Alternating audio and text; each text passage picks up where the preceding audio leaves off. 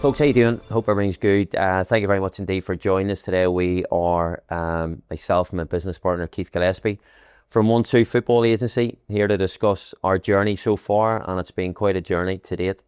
The highs, the lows, and there's been plenty of them. But just to give a little bit of an insight in terms of where we started the business, how we started, and on the journey that we are currently on to date. Keith, obviously in terms of the career that you had as a player, how did we find ourselves effectively getting involved in the world of being a football agent? Yeah, I think obviously when we met, we started doing other things together in business, and then I think you had seen sort of the niche in the market, for an agent, especially in Northern Ireland here.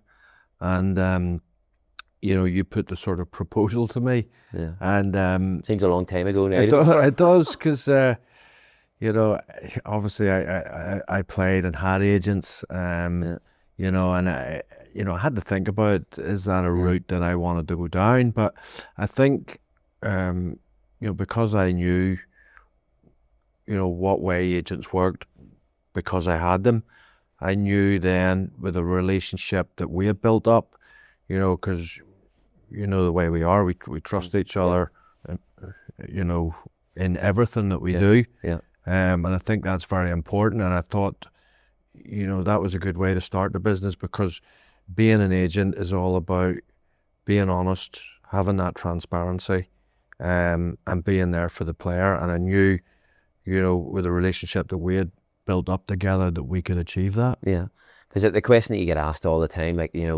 how did you find yourself working in the world of football agency? And we talk about it all the time. We didn't really one day go, boom, let's go and be a football agent. We almost not fell into it as such, but as you rightly say, it was that trust that we had from doing various pieces of work previous that we probably seen a niche to go. And again, that niche probably came off the back of the disappointments that you previously had with previous agents in your journey, to have a passion to say, I want to look after young players or senior players and be a part of their journey. Yeah, absolutely. As you mentioned, I did have one particular bad experience with an agent, and originally moving from Man United to Newcastle, I never had an agent. Alex Ferguson didn't like them, and Alex Ferguson actually negotiated my deal to go to Newcastle. But then once I got to Newcastle, I realised then that I needed somebody, because that deal just happened out of the blue, going to Newcastle, and I had nobody to represent me. So I knew then that that could happen again at Newcastle, where you're just all of a sudden you're there one day and you're going to meet a club the next day. So you do need somebody looking after you. So I did get an agent then, and for a few years, I didn't initially get an agent. I had the PFA working for me, and then I realised that I needed to, to broaden my horizons and get an agent on board. So for a few years it was fine, and then I was making the move to Blackburn, and this sort of came about. The whole deal came about because Gary Neville had spoke to me, and Brian Kidd had just gone to Blackburn, and they needed players in. So there was no instigation from the agent even at that stage that Blackburn were interested. That side of it came from me. So a few days later, went down to Blackburn. The agent was doing the deal, obviously, and what happens obviously with when they're sort of doing the deal is that the club pay the agent the fee that they're owed, percentage of the contract, whatever it is. So I knew that was happening, but after, I was away doing photographs and media and that, and, he's in the boardroom with them, and afterwards he tells me that the club didn't pay him, and, it was up to me to pay him, a percentage of the contract, which was £75,000. Which is a lot of money. Of course it is. A lot of money at any level of work. Yeah, a lot of money then, a lot of money now. Big time. Absolutely. But, you know, that was it, you know. So I was going to pay him the 75,000, and it was only I hadn't paid him at this stage, thankfully. But you know, at the end of the month, my my wage slip, all of a sudden the top corner said fee paid the agent 100,000.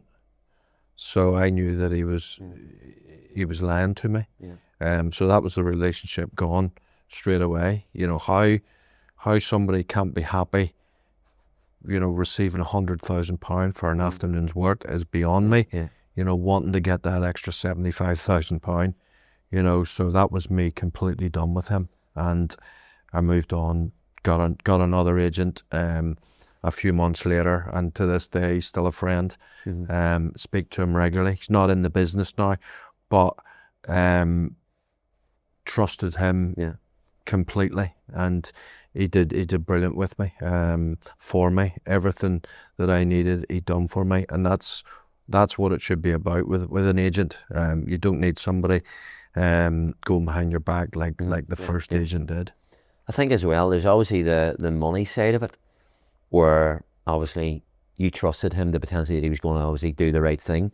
But the implication of that trust, Keith, is, for me, is far more important than the financial gain. Because, you know, when you're trusting someone to be a part of your journey and you're having that relationship, it's a lot of, as we already find, a lot of the conversations are non-related to football. How you doing? How are you? You know, and being around the player, and just even from a mental health point of view, and just because a lot of the time things aren't good with the lads. Yeah. If you're injured or you're not in the team or whatever, yes, it's great when you're playing and doing really well and things are going well. But for a large part of a young lad or a senior player's career, they're faced with a lot of adversity. So for you to have been putting your trust in that guy and then find out that's what he's done on you, that must have been so hurtful.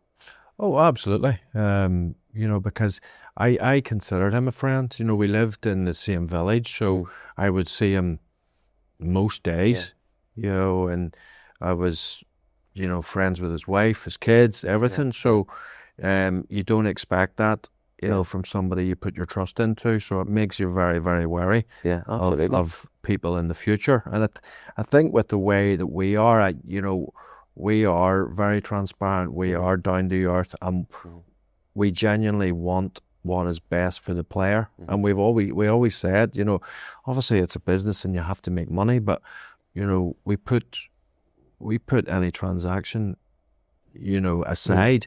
We think of the player first, and you hit the nail on the head there with, you know, looking out for the player, you know, because mental health is such a big thing in football these days, and we're in contact, you know, if not daily, every other day with players, just to make sure that they are all right. Because football is a game of ups and downs, you know, and there's plenty of times where there's ups, and then all of a sudden you just hit a block in the road, and all of a sudden you're back down again, and you know, you need to make sure that the player is, you know, is fine, and you know, you're looking out for him, and giving him that help. And we always like to say, you know, any problems, come to us, you know, no matter how big and to be front of the lads, they generally do.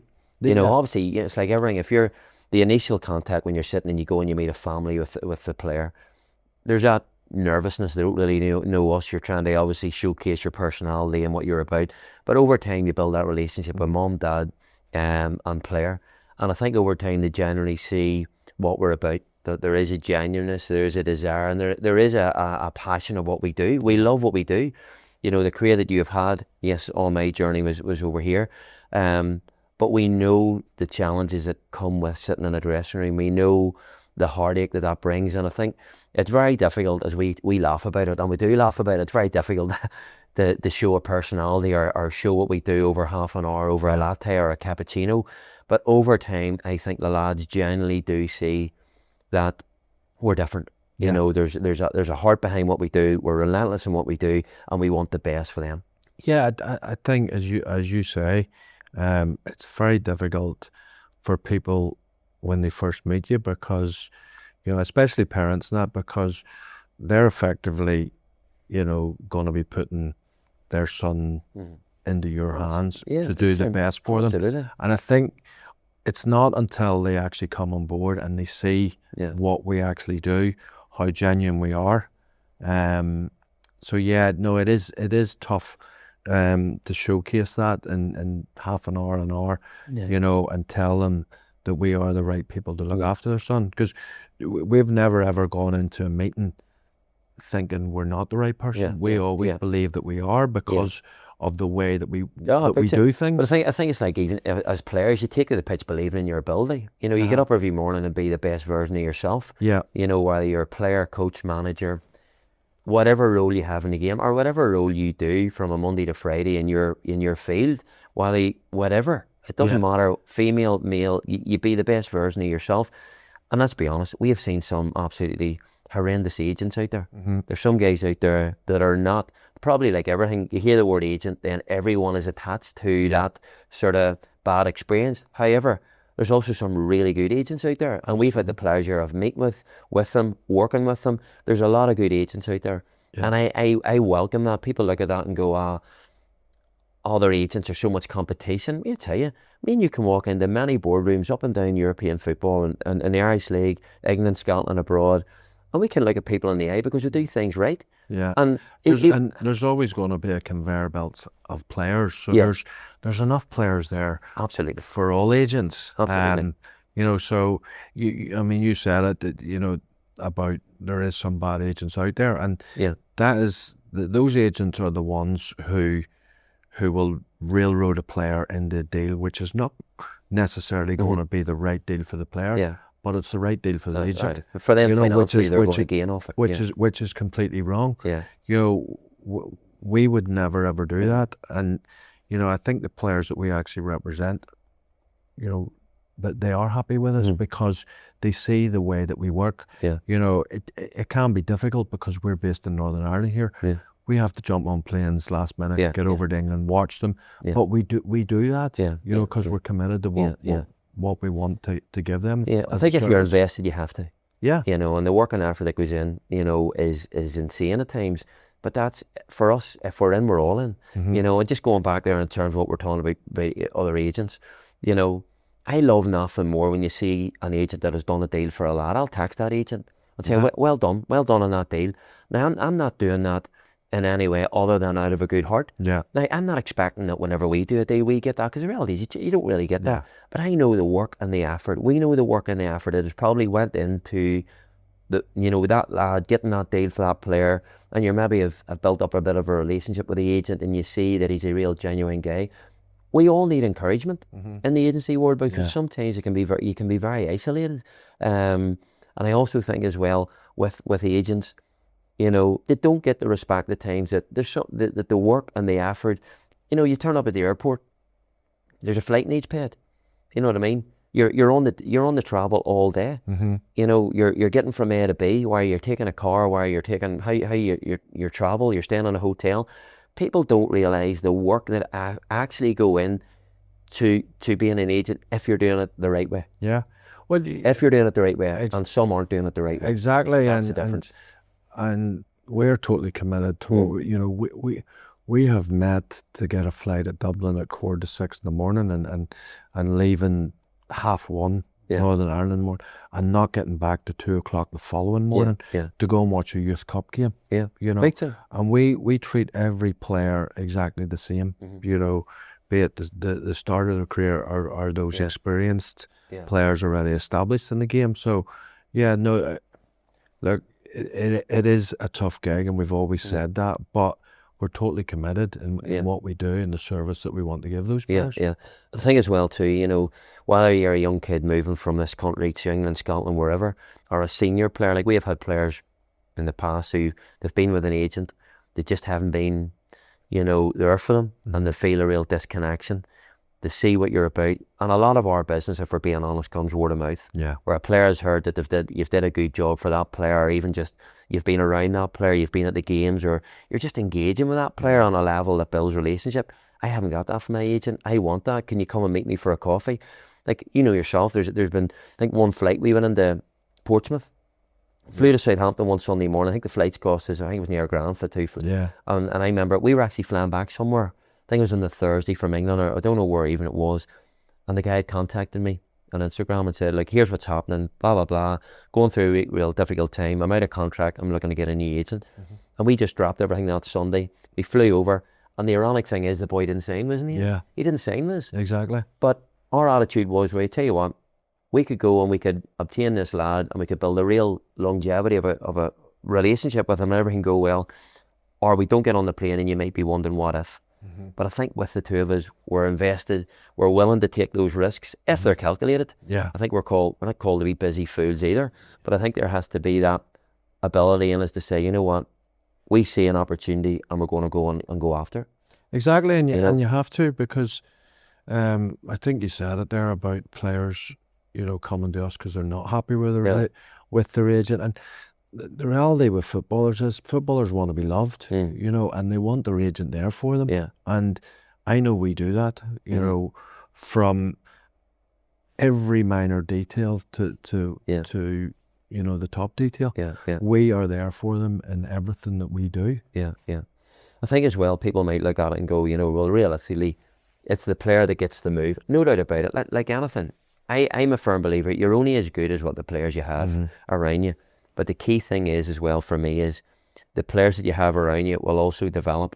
You can have such a massive influence on them by simply being around them, encouraging them when things aren't going well. Who's around them? Who is around them? And we've seen that in terms of, we've had a few players that, they go away at 16, they get an unbelievable move, they stay in England, Scotland for 4 or 5 years. What happens whenever you're told you're getting released? Yeah. That is the tough thing. And you hit it there earlier on, Keith, in terms of, it's great to turn up on signing day and where you've a senior player or a young lad that's maybe moving away from home, his mum and dad are there, he's signing a new 3-year pro, everything's great. But whenever things go poor, we've proved that we're still there. Yeah. We're still very much invested in that kid. Oh, exactly.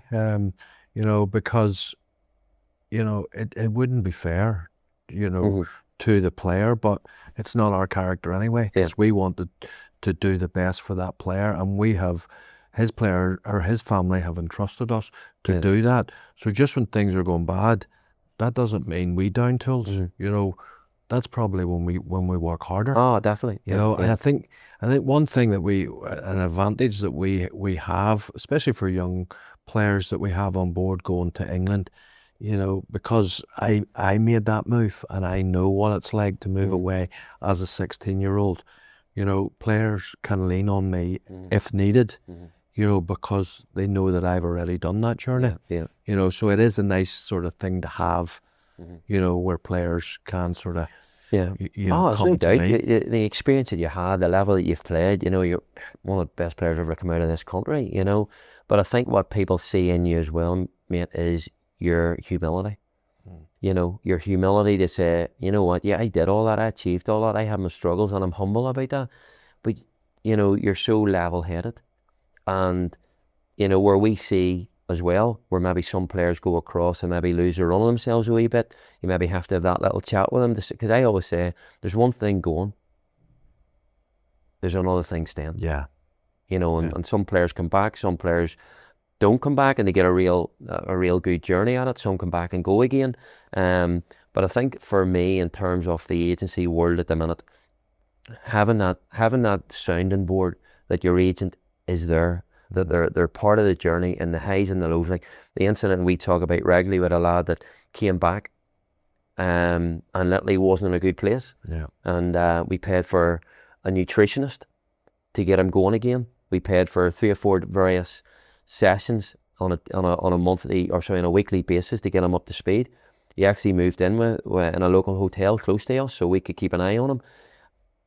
Once he was ready to go again, we invested that time. Then you're on the phone. So what does that look like then from someone watching this in terms of what happens then if he's maybe came back mentally, he's not in a great place, physically he's not in a good place. Once you tick all those boxes and you give the lad an opportunity to go back and say, all right, we're investing time in you because we value you. You're still the same players what you want across. What's changed is your mentality.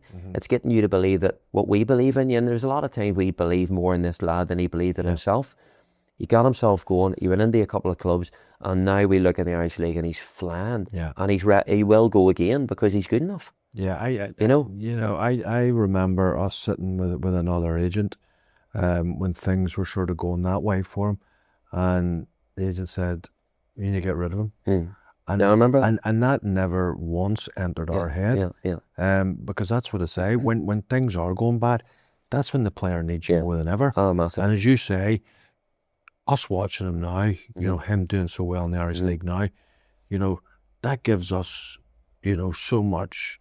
I'm trying to think of the word. So much pleasure. Yeah. Because there is so many. I'd say 95% of agents would have got rid of him. And as I say, we never ever once thought, because we believed in him, and we needed to get him to believe in himself.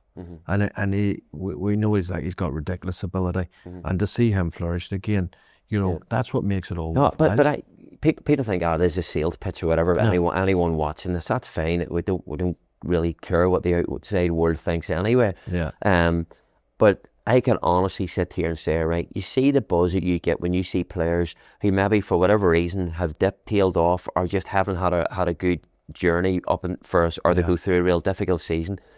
See, whenever you see them then getting the opportunity to go again and flourish again, that gives me as much joy as what it does when a player signs a 3-year pro somewhere. Oh, absolutely. Because you've invested that time in them, and you're now going, you know what, you're now starting to have that opportunity that we always knew that you were capable of. But more importantly, when you see the work and the effort that maybe players have put in, and they're then getting the rewards, like, how rewarding is that? Yeah, absolutely. He is the prime example of when things can go south, and it is all about being there for him to get him going again, because and what a lad. He was on his knees. Yeah, what a lad, by the way. Absolutely brilliant, brilliant, and top player, who can really go again. We, as you said before, we totally believe in him, because the ability he has is off the scale. So to see him, going that way again, is very, very rewarding for us. Because we know ourselves that we could have thrown the towel in. And what good would that have done? Now you get the rewards of seeing him flourishing again. I'll be honest, mate. I personally would have wrestled with sleeping in my bed at night. If for whatever reason you just start to bin players that aren't achieving. I couldn't do it. I couldn't do it. I don't do it in any other area of my business where, if you're invested, there's a duty of care to these lads. Whether you're a 28, 29-year-old seasoned international and things have went pear-shaped, or you're a young 18, 19-year-old kid who, for whatever reason, someone has made it a season, let's be honest, it's opinions. Someone's opinion will either say, you know what, we're going to offer you that contract, or you know what, you're not for us anymore. For me, you need people around you there. We say it when we meet families. You need an agent to potentially open up opportunities, because gone are the days, realistically, where there's a scout on the side of the pitch. Back in the day when you were playing, and when I was playing, agents are very much heavily involved in the game now, and agents can very much put players to academy managers, sporting directors, CEOs, whatever. But the value of having someone there when it doesn't go well is pivotal. And I think, agent can very much open doors. There's no doubt about that. And having players on board, that player getting an agent, they need the agent to open the doors for them. But at the same time, they need to continue doing what they are doing on the pitch, because if they're not, then it's not going to happen. So for a young player who doesn't have an agent, they will not get those opportunities if they haven't got an agent. There's no doubt about that, because as you say, agents are the ones now who are putting players to clubs, whereas before it was scouts, watching in their trench coat and getting that player. And we always put a player in the club because we believe that that's the right fit. That club is going to be the right fit for him. If he does the business, gets a contract, there's an opportunity there. So I think it's important that you don't just have a player and you go, we'll just send him here, wherever. send them there. Aye. You know, there needs to be that pathway as well for them. No, I think there's a lot of groundwork needs to go in. You know what I mean? You need to find out, you know, do the club need that particular player, that profile? Is there a pathway? Because rather just, we've got him away there in trial, and it makes us look good. Yeah. Then it doesn't make us look good at all whenever he goes in trial and the club turn around and say we don't need that type of player. Yeah. You know, so there's serious amount of work that has to go into before the kid would even get on a plane. It's not that it doesn't look good, you know, the player going somewhere and you know, as you say, it's about opinions. Yeah. Somebody else, you know, at another club go, oh, I really like him. He's been to that club. Yeah. They didn't take him.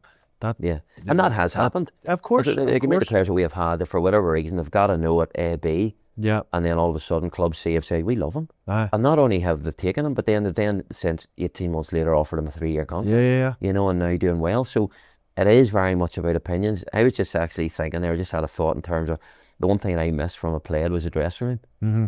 I missed the dressing room. I still miss it. You know, because when you're, you know yourself, 17, 18 boys in a dressing room, the camaraderie, it's just, you know, I think anyone that has been in a football dressing room, it's an education. I think anybody comes out of football would, you know, whenever they're asked what do they miss, 90% or more say the dressing room, because that's where you have the fun. That's where you learn about people's characters and what have you. And here, some characters in the dressing room. Exactly. But yeah, no, I mean, I think it's another advantage that we probably have in that we both sat in dressing rooms. Yeah. You know, there's agents who were businessmen who become agents. Yeah. They don't know the dynamics of that. Yeah. And that's what I'm saying. Even though we miss the dressing room, but having that rapport with the players, you know, we can go out, go to a game, meet them after, go for dinner the next day, staying over. You're still being able to build that relationship, have that so-called close-knit, and that's massive to everything that we do. And we've said it from day one. Like if you look down, we always said, right, what sort of agency do we want to be? You know, it's okay saying you want to be honest. Everyone will say it. You want to be trustworthy. Everyone will say it. But how do you actually carry that out and that becomes a reality in what you do? I think it becomes in your day-to-day basis by basically just being present, being relentless, being reliable. And in that journey, people will see your character. Absolutely. You know, because even with parents as well. Yep. I think as we mentioned before, you know, you do meet parents and they don't know you. But we make sure, you know, if we've got that player on board, that we engage regularly with the parents. Yeah. And they get to see our character. They get to see that they can trust us. They get to see if there's a problem, we've solved it, or we've tried to solve it. You know, because not all problems can be fixed. Exactly. You know, and that's the side of things that people don't see. You know, that there is that side of things where things are going wrong. There's problems here. There's problems there. You know, they don't. Back when I played, you know, the agents probably didn't have, you know, that where they had to get involved. Where now, you know, we need to fix these problems to these players. These parents have entrusted us, and we've said that we will do whatever we can. So we need to solve problems. And that's probably from the academy point of view with young players. Yeah, Keith, in terms of like you know yourself, probably my phone blows up more on a Saturday night than it does during the week, because you have players that maybe haven't played, they've been taken off, or they're for whatever reason they've had a barney with a manager or whatever. You know, we hit the green button in the phone calls. We answer the calls. We're present. I've seen times where on a Sunday you've had to fly over. You know, even recently, there a few weeks ago, as you know, we had to fly over with a parent. There's an issue with a kid at a club, and we arranged the meeting with the club, because that's enough. The clubs won't necessarily tell the parents everything, but if we like to think we have a really good relationship with most clubs, most decision makers, most owners, whatever, academy managers. So you're getting them at a level where, you know, these guys are good guys. Yeah. You know, whereas I think if you go in and the relationship's not good, the reality is you wouldn't be able to obtain, you know, that level of even ground, should we say, if for whatever reason there is difficulties, and they wouldn't even, you know, want to meet you. Yeah, I think, you know, it does take a bit of time to build up those relationships with clubs. Yeah. But you know, now most clubs, as you say, we can pick the phone up to, Yeah. you know, because they know what we're about. Yeah, They yeah. know that, you know, we're trustworthy, we're Yeah. genuine, which is a big thing in the Yeah, agency yeah. world. You know, it is, and I know we touched on it earlier on, and I know there might be a few agents watching this, but like I generally, and mightn't get much love for this, but I generally, you know, the work that goes in from an agent's perspective, and when you see how hard other agents work, that's a good thing. We want to see players that aren't with us. I want to see good agents out there looking after other players, because that's the industry doesn't get a good name. No. You know, it doesn't, and realistically, we sit with a family or a senior pro, and he's trying to build an understanding of us. It's a big commitment on it to actually go, right, I'm going to step into this journey with you, that you're going to take me on this path, or we're going to allow our son to go on this path with you without really knowing you. Yeah. You know, so I get from the other side of the table, it's not easy. No. for you know, but again, it goes back to whenever there's a good heart behind it, there's a relentless hard work, and you want to do the best for the player. Yeah. The money will come further down the line. Exactly. You know, but when you're putting the money before the genuine desire what's right for the player, I would rather do something else. Yeah, exactly. I would rather be in a different game. And the thing about that, we know that we will never ever do that, because the player in this is the most important thing. Massive. You know, and I know that from my career. Yeah. That I can bring that into the agency world now, because I know what players expect, you know, from agents. Yeah. You know, and it goes back to, again, that, you know, sitting in front of players and hopefully they're coming on board. You know, you want to be as open and honest, but they will never ever get to see that until they truly come on board and they see what we're all about. And I know that's me repeating myself, but it is a thing that we've always talked about ourselves. Yeah. And we've said that to players or whatever, you won't see what you're getting until you actually come on board. Yeah. This half an hour, fair enough, an hour, whatever, you know, we will do our best, you know, to convince you to come on board. But once you do come on board, you will see that what we have said, you're getting completely. Yeah, I think as well too that yes, there's accountability on us. There's always accountability on the agent, but there's also then we like to flip that back on the player and say, we also expect you to be the best version of yourself. Yeah. We expect you to get to training early.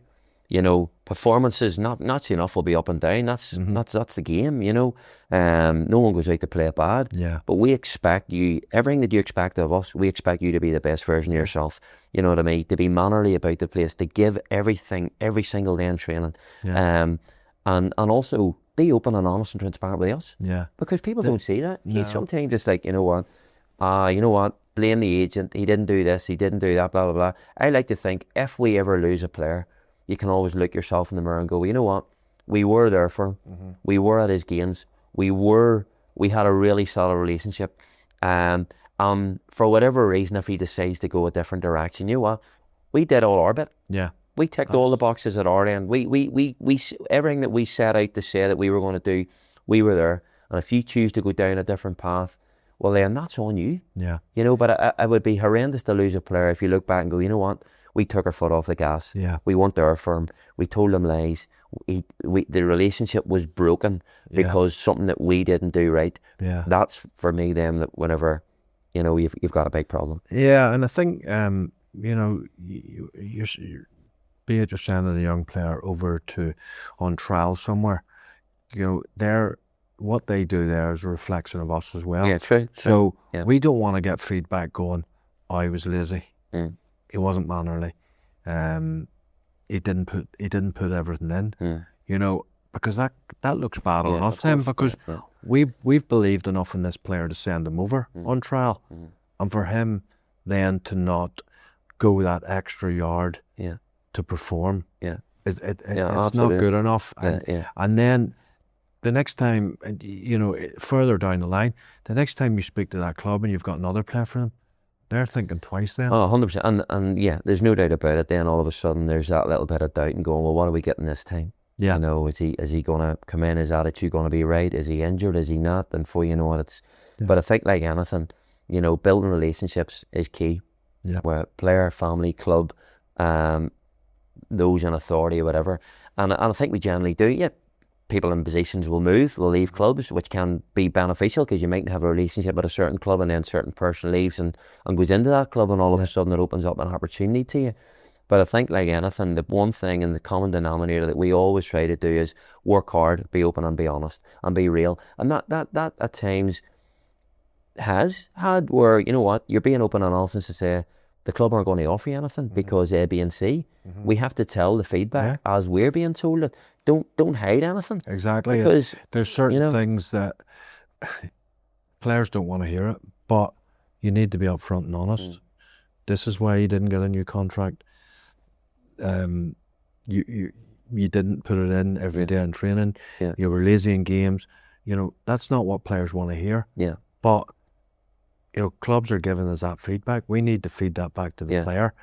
Then it is up to the player to take that on board and go, right, I need to do better here. Yeah, absolutely. I think like we're very blessed that we've got a lot of good lads around us. Not only good players, but we also say we don't just go after good footballers. We want good human beings. Good characters. We want good characters. We want winners. We want lads that are willing to go and want to be footballers, not the lifestyle. There's many people want the lifestyle of being a footballer, but we want that player that wants to go, and when things are tough, you know what, have that wee bit of relentlessness to say, you know what, I'm going to go and push myself through this and build that wee bit of, you know, in tough times, that wee bit of strength, should we say. But I think also as well, there's a mentality in the game at the minute where it's maybe went a bit soft, you know, and there's like entitlement. I'm entitled to this.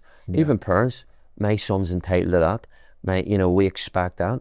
I think there has to be that common denominator where say, you know what, hard work and effort. You expect that off us. We expect that off your son or off you as a footballer. I mean, hard work and effort, that's the minimum. You know, if massive. you don't have hard work and effort, you're not going to be a professional footballer. And you rightly said it, you know, a lot of young players want that lifestyle, but they don't want to put the hard work in to get there. It's a brilliant life. It's a great job. You're getting paid for something you love doing. It's like a hobby, and you're getting paid for that. So when you actually get to that position of being a professional footballer, that's when you put in even more yards. Yeah, totally agree, Keith, obviously. So look, guys, thank you very much for watching. We're going to continue these topics over the next coming weeks. Obviously appreciate, keep tuned and see what else is going out on all platforms. Thank you.